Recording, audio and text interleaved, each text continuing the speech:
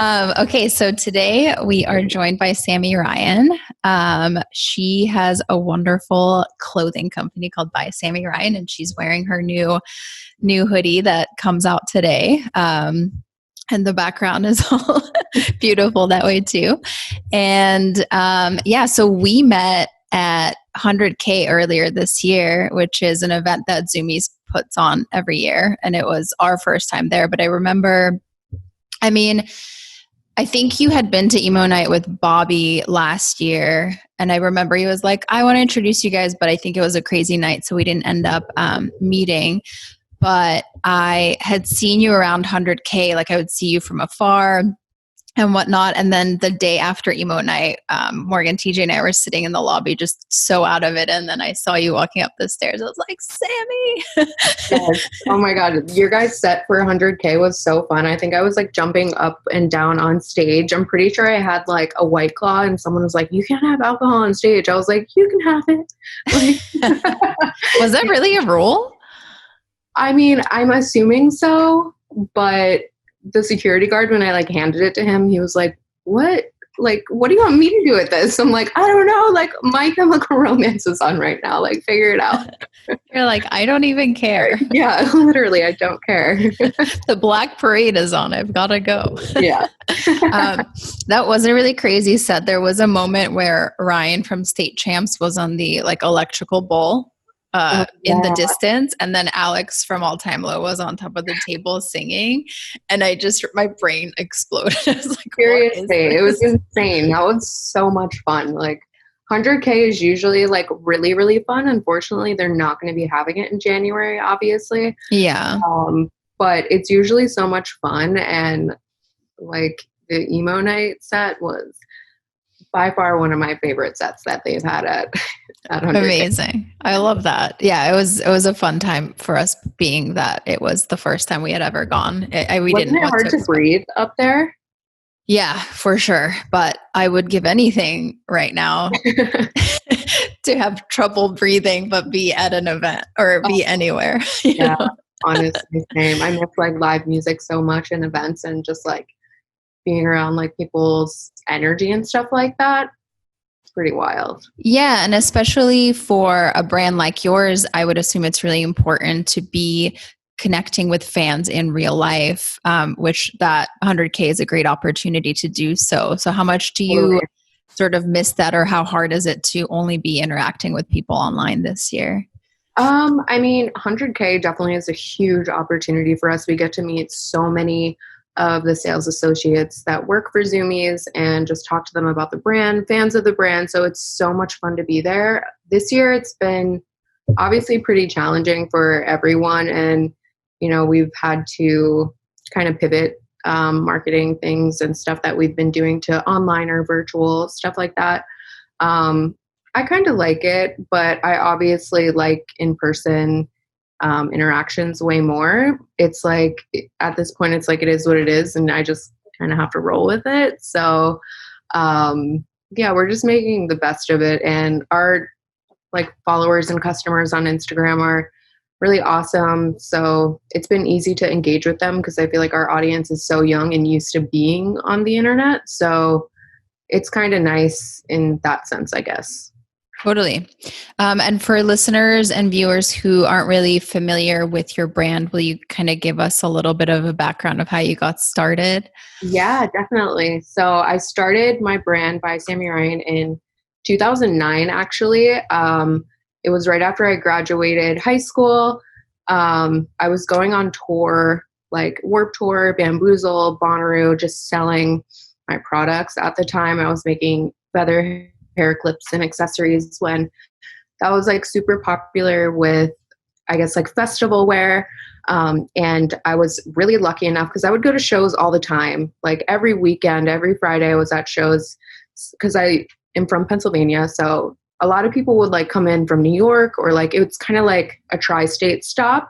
So we'd have a lot of like really cool performers come out, and I was lucky enough to like meet Kesha in person and gave her a bunch of my stuff. And it was crazy because she wore it all the time. And it was wild at the time because I didn't think all these like women in music that I was gifting to knew that like a 19-year-old was making all this like stuff by hand and just like sending it blindly to their like publicists. Mm-hmm. So when I met her in person, it was really cool because then she eventually like shouted me out on the Ryan Seacrest radio show. Damn. And this was like, I think it was like really before Instagram popped off, and my phone like was like a demonic thing. It was just like shaking because so many orders were coming in, and I was like, wait, what just happened? And someone asked her like, where do you get your feather hair accessories? Because that was super trendy, probably back in like 2010, 2011, I'm going to say. And yeah, and she was rocking those all the time. All the time. And she was like, by Samii Ryan. I was like, are you fucking kidding me? I was a waitress at the time. So I was like, what is happening right now? So that was super cool. Just like started gifting women in music at the time. Every girl that was like performing on Warped Tour, I was pretty much gifting stuff to. So like Jess Bowen from the Somerset, I was sending her out a bunch of stuff. Pretty much, like I said, any girl that was on there, I would find my way to get backstage and just give them like a bag of stuff, which was pretty cool. So yeah, I started just vending all my stuff during music festivals. And then a couple years ago, well, let me backtrack. At that time, since our stuff was being worn by these, you know, trendsetters, women in music, our stuff got picked up by Nordstrom, which was crazy because they just like straight up cold emailed me. And they were like, could we get, you know, 1,000 of everything? I was like, sure. And obviously, I don't think they had any idea. Like, I was like 19. I had no idea what I was doing. I didn't know what a UPC code was, which is like a barcode that you put on products. I didn't know what a purchase order was. So I literally had to figure that out by myself when I was like 19 in my dad's basement. So that was my first experience like working with like a major retailer, and it was wild. So were you like, holy shit, how am I going to make 1,000 units? It was crazy. It was like pretty interesting because I have always followed and kind of like looked up to Johnny Cupcakes. And for the longest time he also sold a bunch of stuff on like tours too. Like, I don't know, like Warped Tour or something. I would see him like sell his shirts and stuff like that. So he used to do a lot of, I think he still does like podcasts or interviews on how to find production or how to just like start a business. So back in the day, like in 2011, I'm pretty sure he did like a talk somewhere that was on YouTube, and he was talking about how you can find manufacturing easily through Alibaba and like talk to people and companies in China or India or any place you really want to talk to and form a relationship with them. And that's pretty much how I got those Nordstrom orders out. I was talking to manufacturers at like 3 a.m. because it's obviously a huge time difference in China. So I was just like trying to really do it how Johnny Cupcakes was like explaining it, like how to run a business, because at that point I literally had no idea what I was doing. My family, they're no entrepreneurs in the family, so I didn't have like any path to like lead me to where I was like going at the time. So those talks definitely helped me with the manufacturing and like packaging and stuff like that. Totally learned it all from YouTube. So after I was in Nordstrom for like a couple years, we decided to start the apparel side of By Samii Ryan, which probably launched about 3 years ago now. And almost immediately we were picked up by Zoomies, which was really awesome because they're a really great retail partner and they're so engaging and interactive with the people that work for the company. And especially with the brands that are like in Zoomies, they want you to meet the staff and the managers. And it's just a really cool opportunity to grow your brand with so many eyes on you. So once we started with Zoomies, we just kind of expanded into different things. Like at first we were just doing t-shirts, and like now we're just doing like sweat sets, hoodies, and we're online Revolve, which is awesome. It's just been crazy. We By Samii Ryan's inside the Hundreds warehouse. Well, not warehouse, but like the Hundreds office. So we have like a complete side of their building. So it's been really great to have like Ben and Bobby's like advice throughout my growing brand. And that's something pretty unique. And I feel like not a lot of people have that. And I'm pretty grateful to kind of have them as like mentors to like walk us through stuff. I mean, that's more valuable than anything. I feel like anytime I talk to Bobby, I just walk away so inspired and so Right? enlightened. I'm like, you're I the know. greatest human. It's so cool. Yeah, Especially at that time, like Pleasures was also in our office. So like we had those guys to like talk to. And like, even though I was a women's brand, like my fiance knows everyone. He's been in the streetwear industry for like 15 years. So like he already knew everyone. So for me, I was just like, you know, there as well. So it was just great, like learning from everyone here. It's been pretty awesome. Is there anything that stands out from just working where the hundreds works and just knowing Bobby, just a piece of advice that he's given you that has helped you out? Definitely one thing that I've learned is that you have to invest in your inventory, which was something that I was so scared to do at first because we would sell out of stuff. And then I'm like, do we buy more? Like, how much do we buy? Just like logistic things, you know, ways to structure a business, a functioning business to be able to have it grow.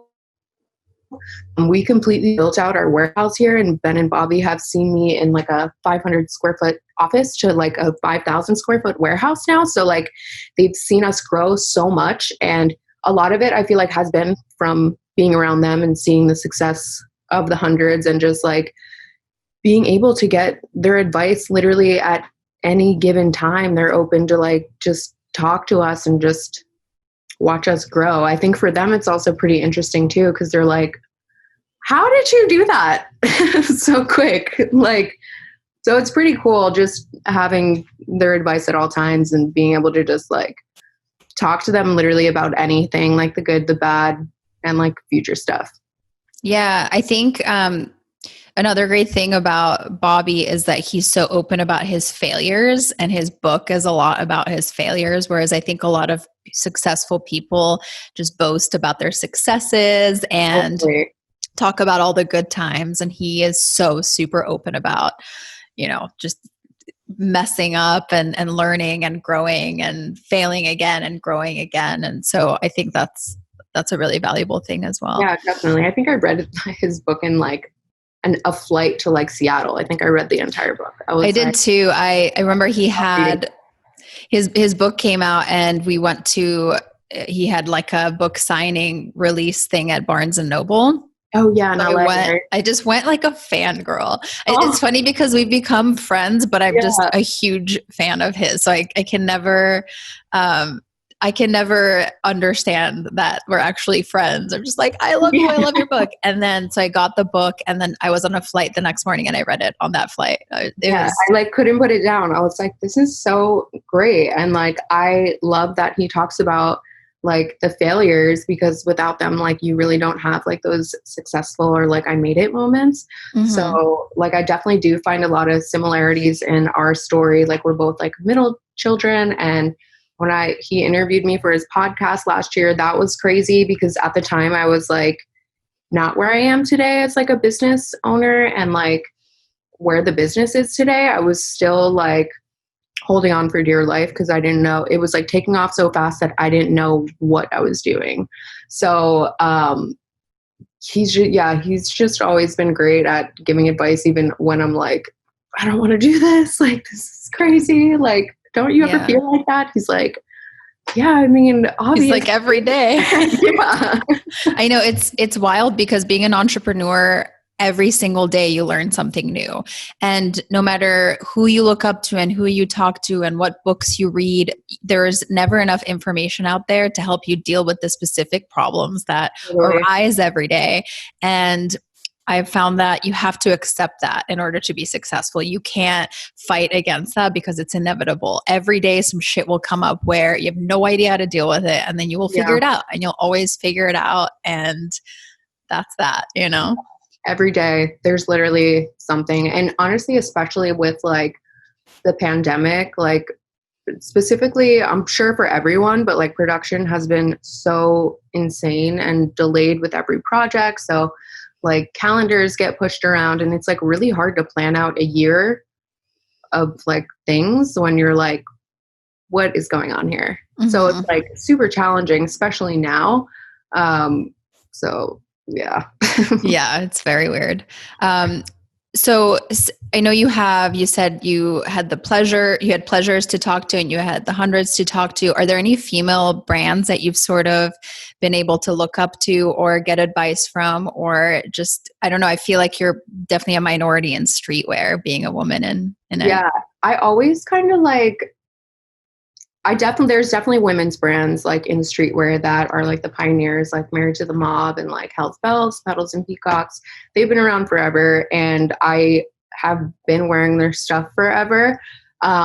It's crazy because like, even though I am like surrounded by all these like streetwear guys, I like don't really consider By Samii Ryan a streetwear brand per se. Okay. Because I feel like streetwear is like pretty much based off hype. And while hype is amazing, we love hype. I feel like By Samii Ryan has always been more of a volume brand, and we're okay with selling volumes of stuff and like not selling out all the time, just like letting everyone be able to have the pieces. And that's why I feel like Zumiez is so amazing for us. They're an amazing retailer because they're able to, we're in 700 stores across the country. So it's like, I feel like sometimes like streetwear brands like only want to be in like such niche stores because they want to keep it very tight. And like, that totally works for the majority of streetwear brands. But like, I honestly feel like streetwear doesn't want women brands. So it's always harder for women to like, and women-owned brands to make it really successful in like the streetwear industry because it's all guys. So for me, like I always just tried to take myself out of there, even though like a lot of my mentors and people that are around me are in streetwear. I just try to never consider myself in that realm because like they're really not accepting of women's brands as much as men's brands, I feel like. Mm-hmm. Do you think that will ever change? I mean, I'm sure it will eventually. Like there are women's streetwear brands, I guess, out there now. It's just like so different. I feel like considering like a men's brand in streetwear can blow up so fast and a women's brand, it's just like, it's a boys club pretty much. So it's like girls trying to like get into a boys club, like boys like, oh, cooties. So I just have always felt like since streetwear is such a boys club, obviously like girls love to wear guys' clothes. Like I love wearing guys' clothes. So for women consumers, I feel like it's fine. For women brand owners, I feel like it can definitely be a little challenging to break those barriers to be in that boys club. Totally. I mean, I 100% feel you because with emo night, I mean, I want to say 98% the emo pop punk world is dudes. And so, exactly. Yeah, throughout the whole process of doing emo night, I'm always like trying to bro down with everyone, trying to be cool. And I'm like, I don't literally. Just walk that line between being like, oh shit, when I grew up, you were my hero, but now you're just backstage at emo night. I'm just trying to be cool. No, that must be insane because like I literally grew up on emo music and I feel like that was everything I listened to. And like, even when I like would meet people in person now, I'm like, oh my God, I'm like freaking out. Like, it's crazy when you see people that you used to like admire when you're younger in person now, and you're like, oh shit, they're actually just a normal person, but I'm still freaking out. I'm like 100%. And I'm glad I really early on that Mark Hoppus was at maybe the third emo night that we ever did because I got all of that out of my system. I fangirled out. I couldn't even speak. I was so embarrassing. Oh my God. But then really quickly we became friends and I realized, oh, okay, no, everybody's a normal person. Yeah, exactly. I think I fangirled like when I did the Twitch live stream with you guys and Mark Hoppus was on, and like in between the Zoom exchanges, he like waved at me. I was like, oh shit. Yeah, I mean, he's one of the most iconic people in the scene. Iconic, forever. Yeah, it's crazy. So I totally feel you because I was like still freaking out about that moment. I was like, he waved at me, like. And you live on that high for a month. Exactly. Every day you're like, everything is fine. We're in a pandemic, but Mark Hoppus waved at me, so we're all good. Exactly.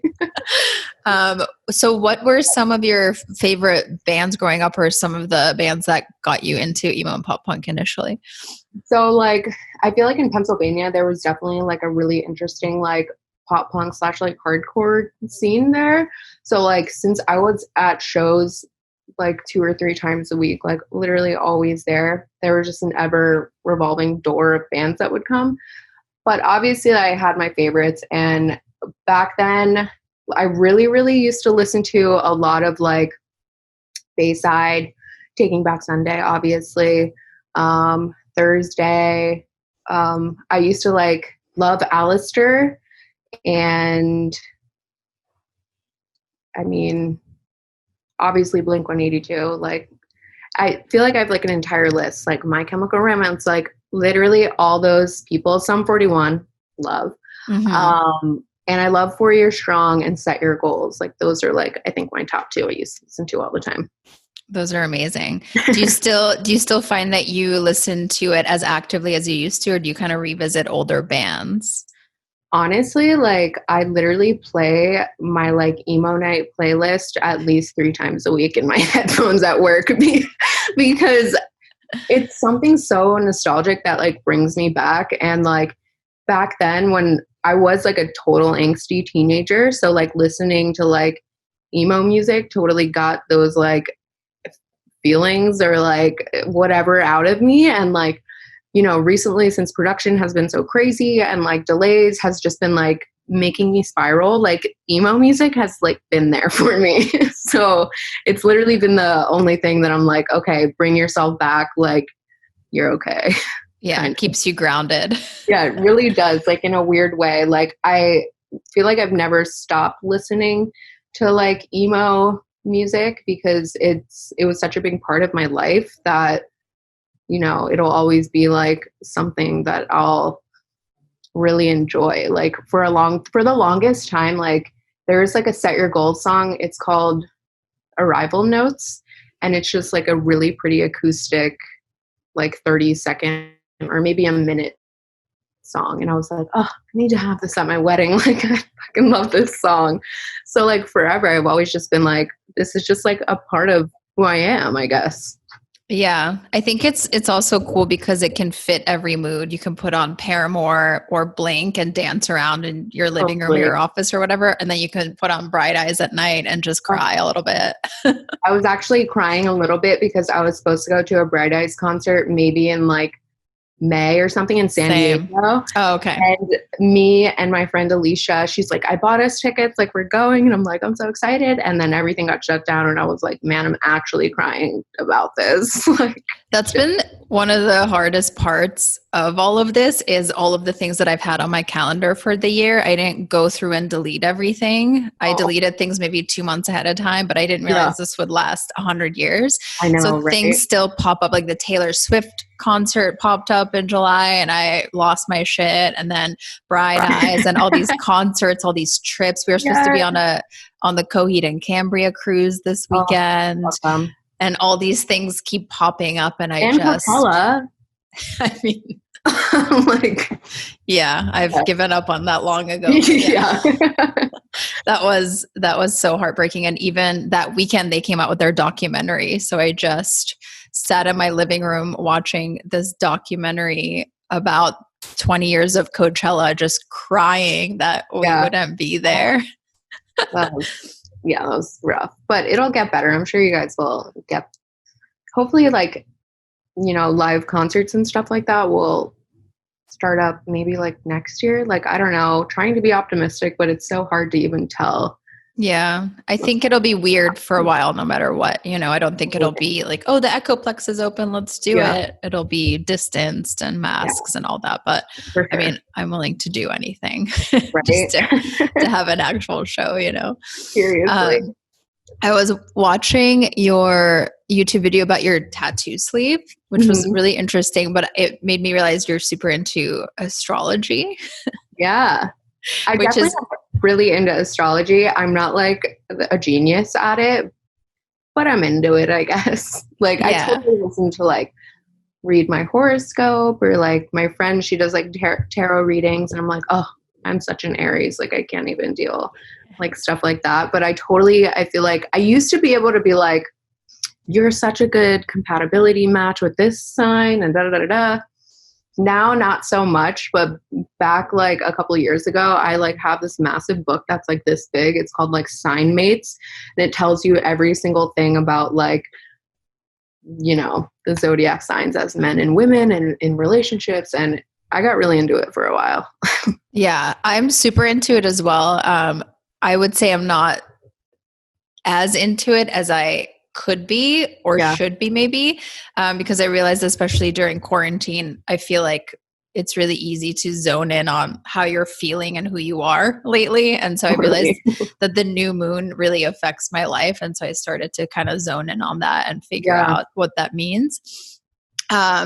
But yeah, and then I make decisions around that. If the I new know, moon is me coming too. up, I make very serious decisions of what I will do, who I will see, Right.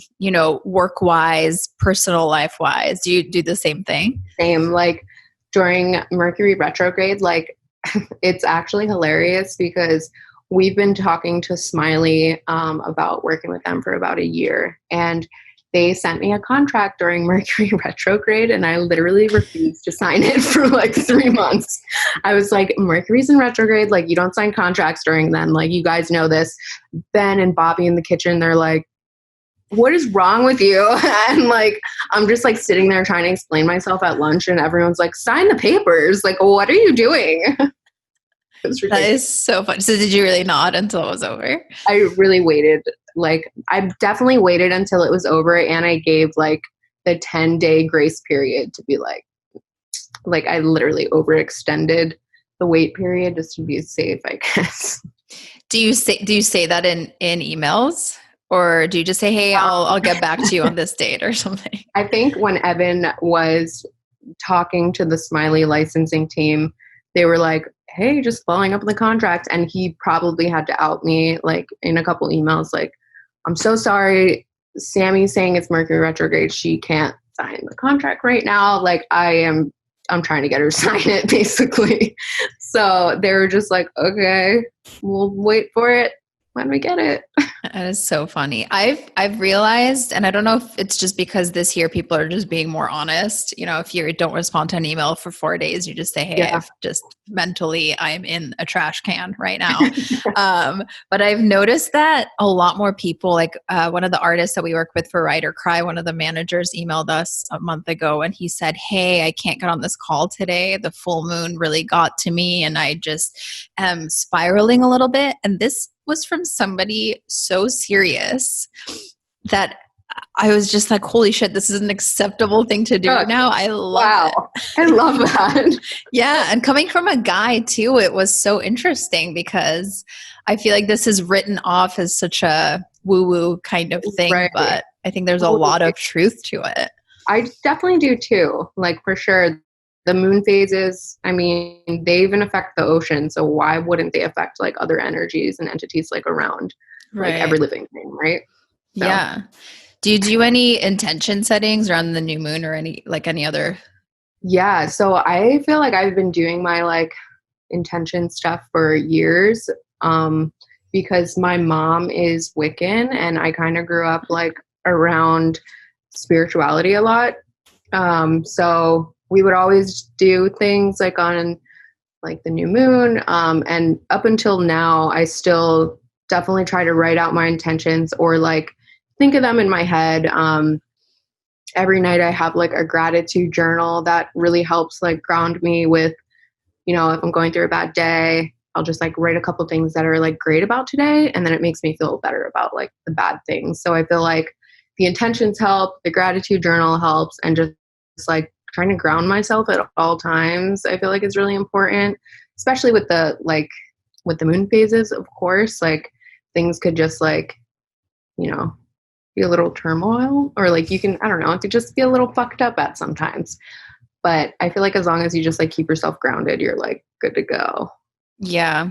Sometimes it's hard though. I feel like when you get caught up in a busy day or, the news isn't the best, which Oh, it's normally is not recently, it's hard to maintain doing those things and keep totally. track of your mental health. I literally try to not watch the news. Like I definitely stay informed and I read more than I watch, I feel like, because I just like can't take that stuff that like, I don't know, I just feel like reading articles by like journalists and like, I don't know, I feel like you get more information or you take it differently, because sometimes I feel like when you're watching the news or like stuff like that, you're just so confused and you're like, I don't get this. Like, this is crazy. Like, how are people watching the news and thinking like this is like okay? Like, I'm mind blown most of the time. I'm just like, this world is crazy. Like, we need a change. I know. It's so nuts. Yeah. Well, thanks so much for chatting with me. Also, do you want to let everyone know what you have going on this month and then the rest of the year? Yeah. So this month, by Samii Ryan has our collaboration with Smiley throughout October and November. And then in November, we have a really awesome collaboration coming out with Care Bears, which is sick because I feel like, what else do we need right now besides a fucking Care Bear stare? Like, we need the Care Bears for 2020. So amazing. Yeah, super cool collaboration coming out with them. And then we just have products throughout the end of the year, just coming out pretty much every week. So we're booked and busy over here. I love that. That's so good to see. And it's so cool also that you just got engaged. So it's been, yes, so excited. I saw you went dress shopping and stuff. I've been like going ham with the dresses. Like, I've decided I want 2 dresses, like one for the ceremony and one for the reception. We're getting married in Manchester by the Sea, which is where Evan's from. It's like a super small coastal town, like outside of Boston. And, you know, it's a very small town. So when I told his like mom I was getting 2 dresses, she was like, oh my God, you're like so extra. It's crazy. I'm like, I could have 3. I might have another one for the late night. Like, who knows? Yeah. Yeah. My sister did that, but she didn't end up changing. But really? Yeah, because I mean, you want something more comfortable, I feel like, for after the ceremony. You want to just get down and dance in something comfortable. Yeah, exactly. That's kind of the plan. Like, I'm in hunt of like trying to find a wedding planner and like trying to plan, a wedding from the West Coast that's going to be on the East Coast. Mm-hmm. So it's pretty challenging. And it's crazy because all the weddings from this year got pushed till next year. So a lot of the vendors are taken up already. Right. So it's like you really have to book stuff like almost immediately. So it's definitely been something on my to-do list every day that's like fallen to the bottom of the to-do list. Right. Yeah. But that's so exciting. And I'm sure it'll be so fun once it all. It's going to be amazing. I'm so excited. Yeah, it's just Manchester by the Sea is such an amazing place. And like, hopefully one day I'll live there because like I would love to live like in small town by the beach. And just like have a horse or something. I don't know. Same. Honestly, very same. I'm dreaming of living on a farm in the south of France. Oh, same. Oh my God. Call it a day. Like, I have to send you this Instagram account that is like this amazing chateau it's like a castle in France that you can like Airbnb out in the south of France. And it's so pretty. They'll give you like, obviously, like they'll make food for you. There's like bicycles, an amazing pool, and a garden. It's so pretty. You have to send this to me. I'm going to send it to you because I've been like dreaming of this place. I'm like, I need to spend a summer there. It's so pretty. Yeah, I'm going to send it to you. You're going to be like, I'm so excited because all I've been doing mostly every day is making Airbnb folders of trips that I need to take. And the first one will be to south of France and then Paris. Okay, well, I'm going to send it to you because I'm so excited. Magic. I'm so excited. And then I'll just dream about it until this nightmare is over. Same. Yeah. Honestly. Yeah. All right. Well, I hope that you have a great weekend. And yeah, likewise. Thanks so much for chatting today. Yeah, it was so fun. Yeah, it was. Bye. Talk to you later. Bye.